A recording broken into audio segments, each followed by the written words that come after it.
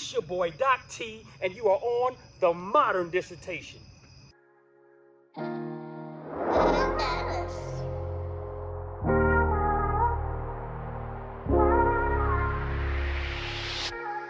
Why can't we just forgive and move on?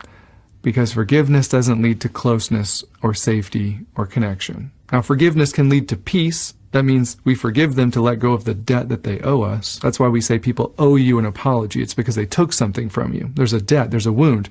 They hurt you. And we can intentionally let go of that resentment and cancel the debt that they owe us because we know they can't really pay us back anyways. But at the same time, forgiveness alone doesn't lead to trust being rebuilt, does it? And a relationship lives or dies based on trust. We can forgive and move on, but if that person is still in your life and you're asking, why can't I just forgive them and everything feel okay? That's just not the way it works. Your body is too smart for that. Did you know unforgiveness can make you sick? According to research by doctors at Johns Hopkins, there is an enormous physical burden to holding on to anger. Chronic anger and unforgiveness put you into a fight or flight mode, which results in numerous changes in heart rate, blood pressure, and immune response. Those changes then increase the risk of depression, heart disease, and diabetes. Yeah, we're going to talk about all of that, what you just saw in those few clips right there. We're going to talk about unforgiveness. We're going to talk about healing. We're going to talk about bitterness. We're going to get into all of that.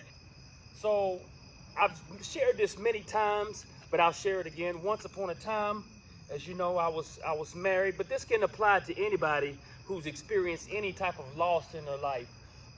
In my case, I was married once and then things happened and the divorce came. Now, when I took my vows before God and man, I thought that was going to be forever.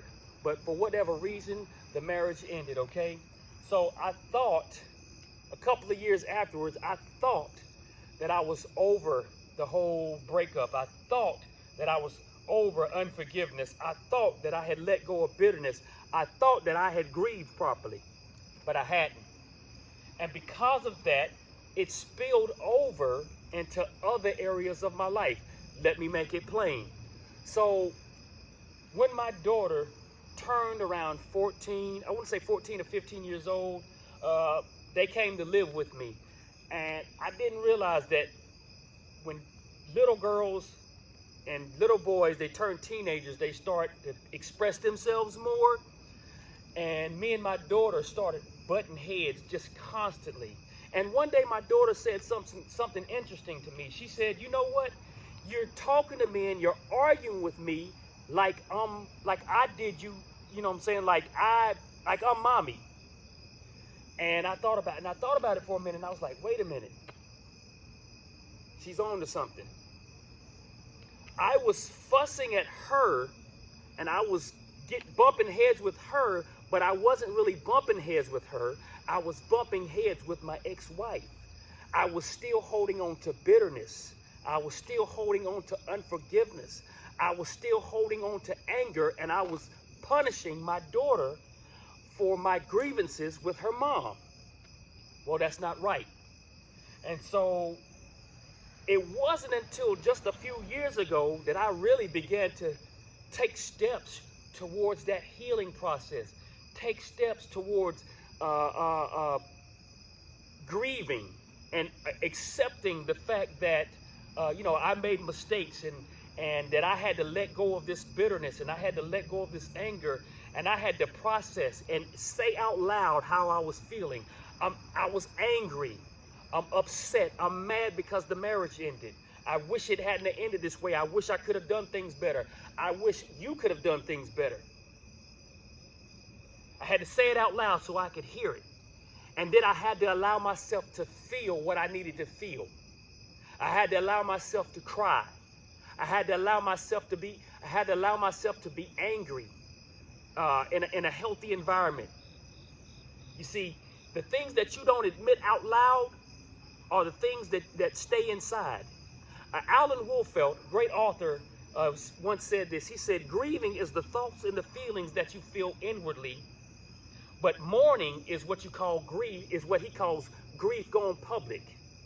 So you have to allow those thoughts and those feelings that are on the inside to come on the outside and to take expression. and to admit your shortcomings and your faults. And that is the only way that you can have the healing and move forward in your life. Because if you don't do it, it will mess up or bleed over into other aspects of your life, other relationships. You'll be punishing people for things that they didn't do. And nobody owes you understanding. I'll say that again. Nobody owes you understanding. Nobody has to put up with your garbage because you didn't allow yourself to heal. Nobody has to put up with my garbage, not even my daughter, because I didn't allow myself to heal. So the scripture that comes to my mind comes from John 16:22. In this scripture, Jesus is trying to prepare his disciples and his followers for his departure. And it says something to the effect, he says, now is your time of grief. Now is your time of grief. But I will come again and I will see you again, he says, and you will rejoice, and no one will take away your joy. We all have to allow ourselves time to grieve. We all have to allow ourselves time to experience and to process loss. Loss of a loved one, loss of a relationship, loss, a failure of some sort, loss of self-image. We have to allow ourselves to grieve and to feel that loss in order to heal. Yo, I hope you got something out of this. I'm Doc T. I'm your boy. I'm out. God bless you. Modern Dissertation.